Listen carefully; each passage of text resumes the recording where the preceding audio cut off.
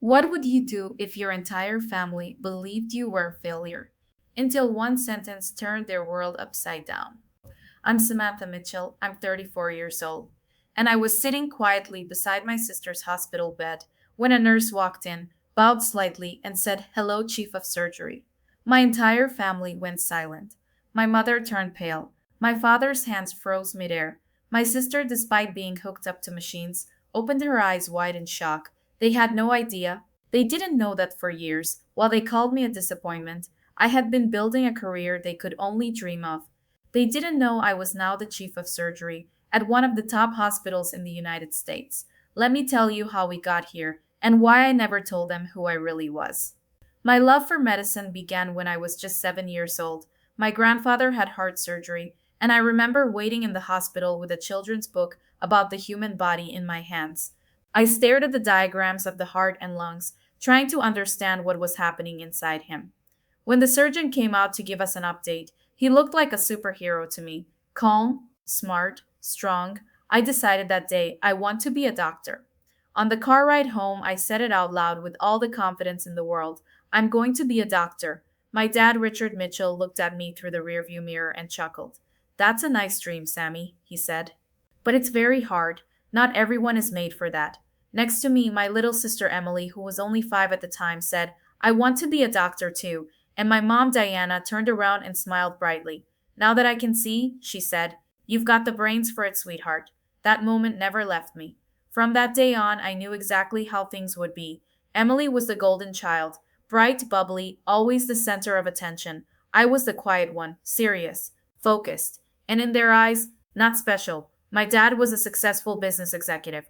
My mom had once been a beauty queen. They were obsessed with image and what other people thought. They wanted their family to be impressive, and Emily fit that image perfectly. Me? I was just the girl in the background. By the time I was 10, the pattern was clear. Emily's birthday parties had professional clowns, balloon arches, and cakes shaped like castles. Mine? A grocery store cake and whatever my parents remembered to grab from the mall that week. When I brought home straight A's, my dad said, "That's nice, Samantha," without looking up from his laptop. When Emily pulled her grades from C's to B's, they threw her a pizza party and said how proud they were of her hard work. I stopped trying to impress them. Instead, I threw myself into learning. I watched medical documentaries when everyone else was asleep. I checked out library books on human anatomy while other kids were watching cartoons. I dissected frogs in the garage using old biology kits I found at a yard sale. That was my secret world, a world where I could be curious and dream big without being judged or ignored. Then came Mr. Daniels, my high school biology teacher. He saw me stay after class one day to look at slides under the microscope. "You've got a good eye," he said, "better than most of my seniors." He gave me extra materials to study. He believed in me. He wrote my college recommendation letter and told me, "You're going to make an incredible doctor, Samantha. Remember me when you're changing lives." For the first time in my life, an adult believed in me, not because I was loud, not because I looked the part, but because I worked hard and had real passion. When I got accepted into a top pre-med program at Princeton, I thought maybe, just maybe, my parents would finally be proud. Instead, my father looked at the letter and frowned. "Princeton, that's expensive. You sure this is what you want? You know most pre-med students don't even make it to med school, right?" My mom added, "Well, at least you'll have a good education when you change your mind." They agreed to pay what my scholarship didn't cover, but their support came with constant comments. "This better be worth it. Don't wear yourself out. Remember, it's okay to give up." They didn't believe I'd make it, but I did. College was hard, but I loved it. While other students went to parties, I studied in the lab. Every exam I passed, every compliment from a professor was fuel. I wasn't doing it to prove them wrong anymore. I was doing it to prove me right. That's when Emily made her big announcement. She wanted to be a doctor too. Suddenly, my parents were excited. "She's got the Mitchell determination," my dad said proudly. "You'll be amazing," my mom gushed. When Emily got into Rutgers with a modest scholarship, they threw her a huge party. My uncle came over and said, "Looks like your little sister is following in your footsteps." My mother laughed and said, "Oh, Samantha's still figuring it out." Emily's always known what she wanted. I bit my tongue so hard I tasted blood. They didn't know I had already published research, that I was already shadowing surgeons, that I had a professor tell me I was med school material. They didn't want to know, but I knew, and I wasn't going to stop. By the end of college, I had received offers from multiple medical schools. I chose Columbia. It was brutal. Long nights, no sleep, endless pressure. But I thrived, because I had one goal, to become a surgeon, and to do it so well that even my family couldn't deny who I was. And one day that moment came, the moment I didn't even realize I was waiting for. When Emily ended up in the hospital, and I walked into her room, quiet and unnoticed as always. And the nurse looked at me and said those words. Hello, Chief of Surgery. For a moment, the hospital room went completely silent. The heart monitor beeped steadily beside my sister. My mother stood frozen near the window. My father's hand still rested on Emily's chart. No one moved. The nurse, unaware of the storm she had just set off, smiled politely and continued. The Chief of Surgery asked for an update on the Mitchell patient.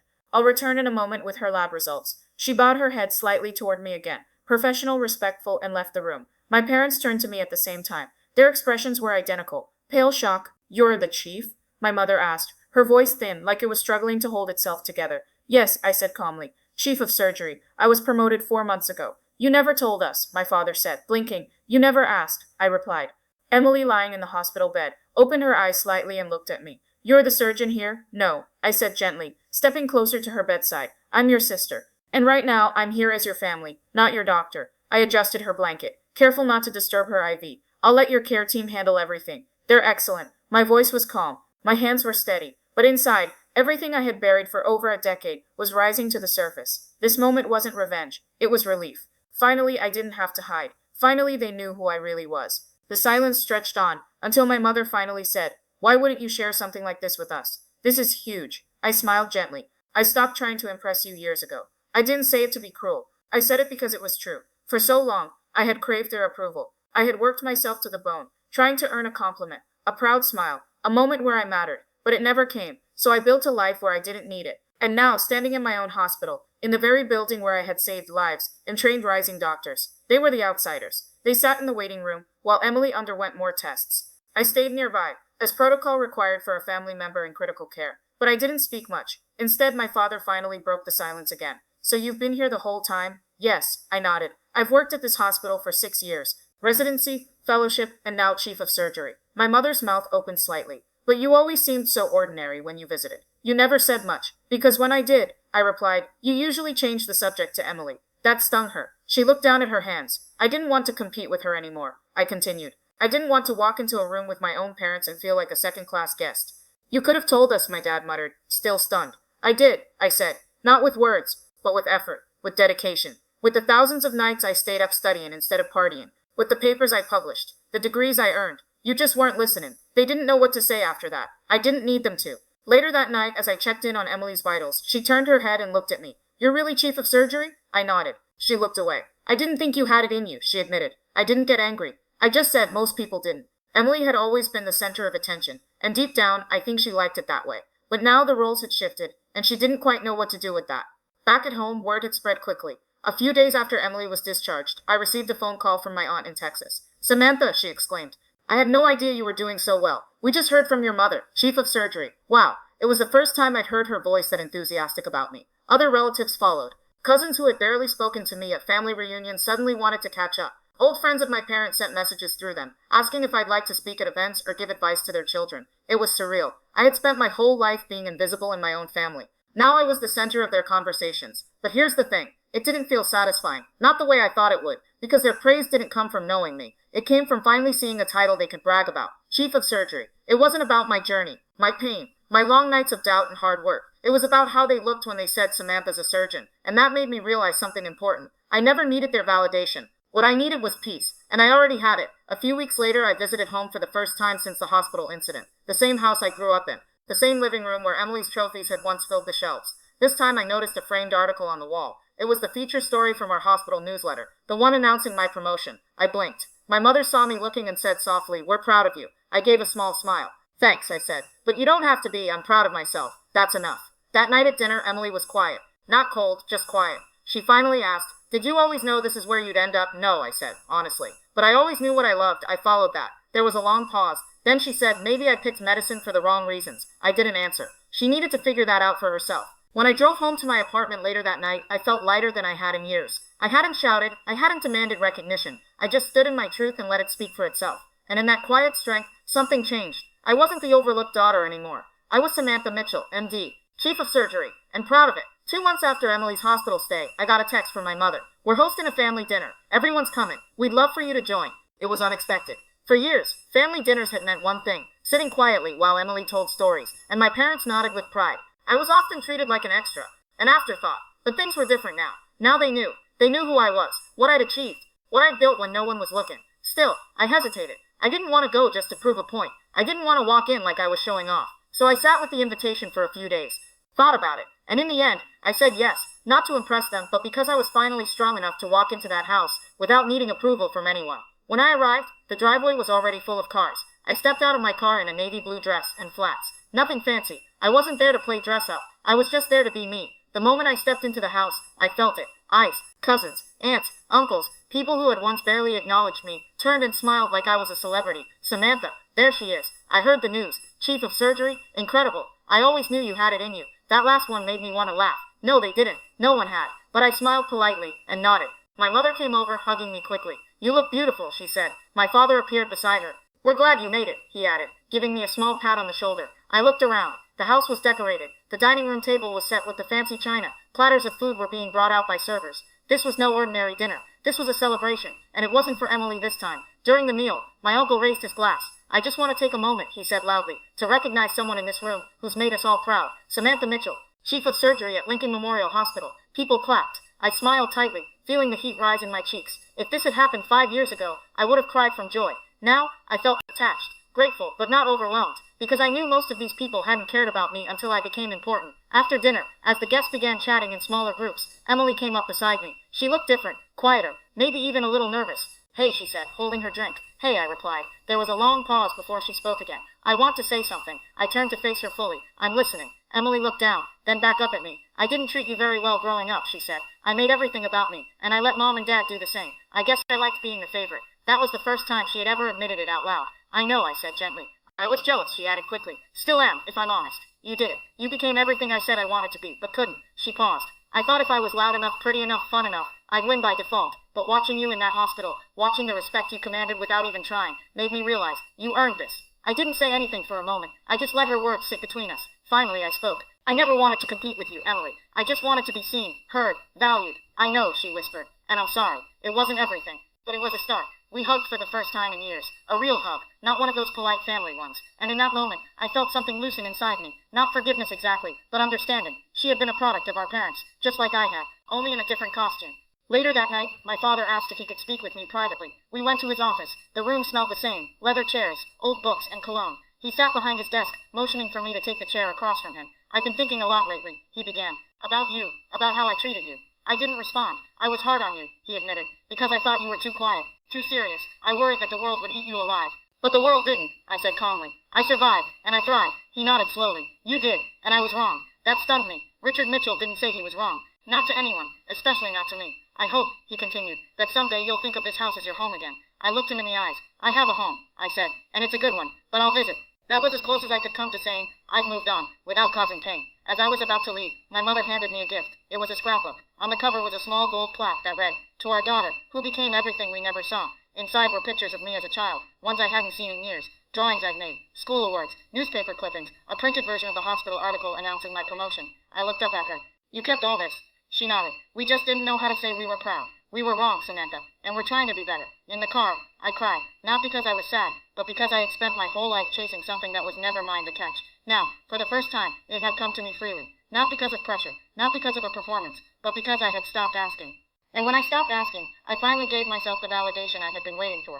2 weeks after the family dinner, I got a phone call from my father. Samantha, he said, your mother and I would like to meet. Just the three of us. No Emily. His voice was unusually serious. At first I thought something had happened to Emily again, but he quickly added, it's not an emergency. We just need to talk. He didn't say more. Just asked if I could come by the house that Saturday. A younger version of me would have spent the whole week anxious, trying to figure out what they wanted, rehearsing answers, preparing to defend myself. But the woman I had become, she didn't fear family meetings anymore.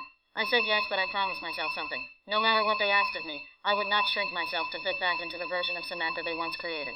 Saturday came, and I drove to their house wearing jeans, sneakers, and a simple blouse. No makeup, no pretense. I wasn't there to impress them, I was there to listen. When I arrived, the atmosphere was oddly formal. My parents had set out coffee, cookies, and placed 3 chairs in a triangle in the living room, like a business meeting. My mother greeted me with a nervous smile. My father stood, hands clasped, pacing. Okay, I said after a moment. What's going on?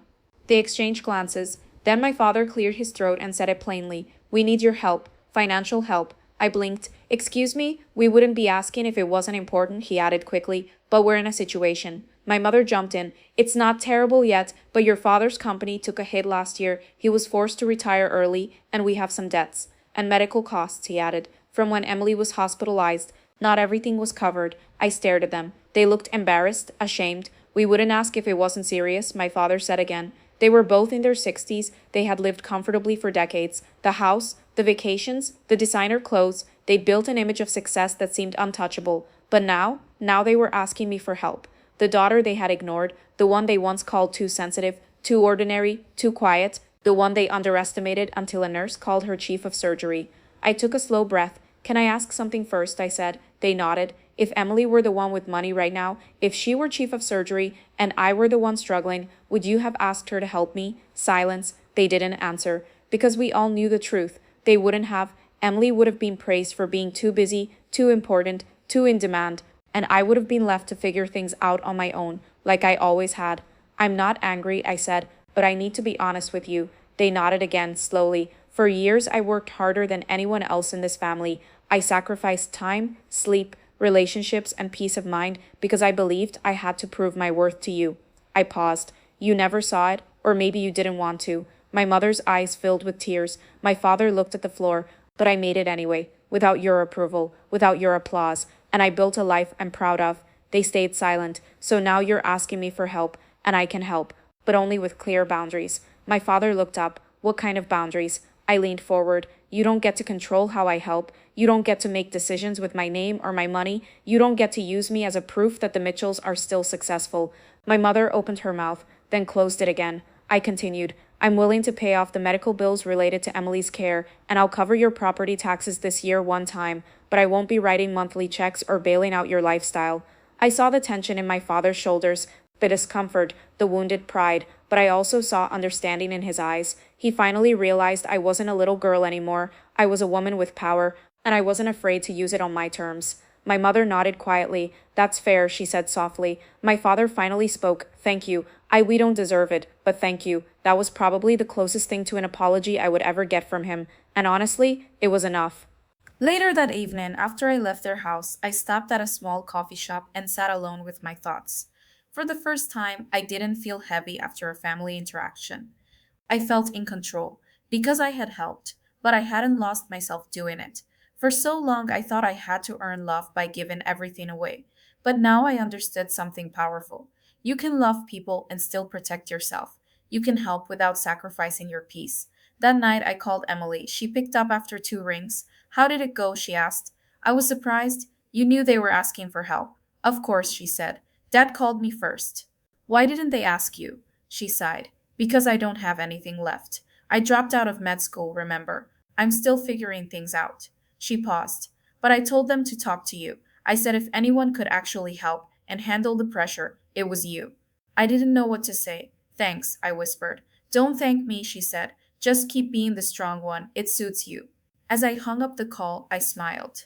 Not because I was proud of being the strong one, but because for the first time, I was being seen for who I really was. Not just by my family, but by myself. 6 months passed. 6 months of silence, calm, and freedom. My parents never asked for more money. Emily and I exchanged occasional texts. No drama, no guilt. For the first time in my life, I wasn't living with the constant weight of being the forgotten daughter.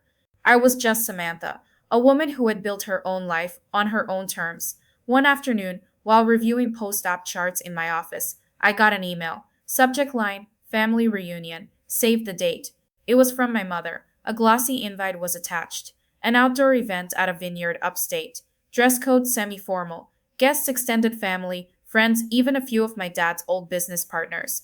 There was also a note at the bottom. We'd love for you to say a few words during the toast. It would mean so much to us. I stared at the screen. A year ago, I wouldn't have even been invited to a toast. Now they wanted me to give one. And for once, it wasn't because of Emily. It was because of me. I thought about ignoring the invite. Then I thought about going and pretending everything was fine. But deep down, I knew I had something left to say. Not for them, but for me. I RSVP'd yes. And I started writing a speech. Not a long one. Not dramatic. Just the truth. The day of the reunion arrived. The vineyard was beautiful, green hills, long tables with white tablecloths, string lights hanging from tree to tree. People clinked glasses and told stories. Cousins caught up. Grandparents smiled for photos. And then the moment came. My father walked up to the microphone. Before we wrap up tonight, he said, I want to invite someone very special to say a few words. My daughter, Dr. Samantha Mitchell. Applause. Even now, those words felt strange coming from him. But they also felt real. I stood, took the mic, and looked out at the crowd. Thank you, I said simply. I wasn't always the person standing in front of you today. I was the quiet one, the serious one, the one who slipped under the radar while others shined. A few heads nodded. For a long time, I believed I had to change to be loved, to talk louder, be funnier, be more visible. I paused. But I didn't change. I stayed me. And slowly, brick by brick, I built a life I'm proud of. A few eyes softened. I didn't get here alone. Mentors helped me. Friends believed in me. But mostly, I kept going when no one else believed I could. I looked at my parents. And I want to say this, not out of anger, but out of love. Your approval no longer defines me. I'm proud of who I am because I know what it took to get here. Not because of applause, but despite the silence. The crowd was quiet. Some people looked uncomfortable. Some looked moved. I smiled gently. If you've ever felt invisible in your own family, just know you're not alone. And you don't have to wait for permission to become who you are. I stepped back. One small clap, then another, then the whole room. It wasn't wild, it wasn't dramatic, but it was real. Later that evening, as the sun dipped below the hills, Emily found me standing by the edge of the vineyard. You really said it, she whispered. I had to, I replied. For myself. She nodded. I'm thinking of going back to school, she added. Not for medicine. Maybe social work. I smiled. That sounds like something real. She laughed lightly. You always were the one doing something real. I didn't correct her. I just squeezed her hand. On the drive home, I played music and rolled down the window. The wind tangled my hair, but I didn't care. For the first time in years, I wasn't replaying conversations in my head. I wasn't wondering if I'd said too much or too little. I wasn't trying to earn back love that was always conditional. I had said what needed to be said, and I had walked away with myself intact. A few weeks later, I made one final decision. I sold my downtown apartment and bought a house near the coast. It had a small garden, big windows, and a quiet office where I could read or write. I invited a few close friends over for a soft housewarming. No big announcements, no speeches, just laughter. Real connection, people who had always seen me for who I was, not for my title. And as we sat around the backyard fire pit that night, one of them said, You look peaceful. And I did, because I was. Peace didn't come from getting everything I wanted. It came from letting go of what I never needed. It came from walking away from the hunger for approval and walking toward myself. My family would always be my family. I didn't hate them, but I no longer belonged to the version of me they created. I belonged to me. And in the quiet of that firelight, I realized something. The best kind of justice isn't revenge, it's freedom. And I had finally found mine.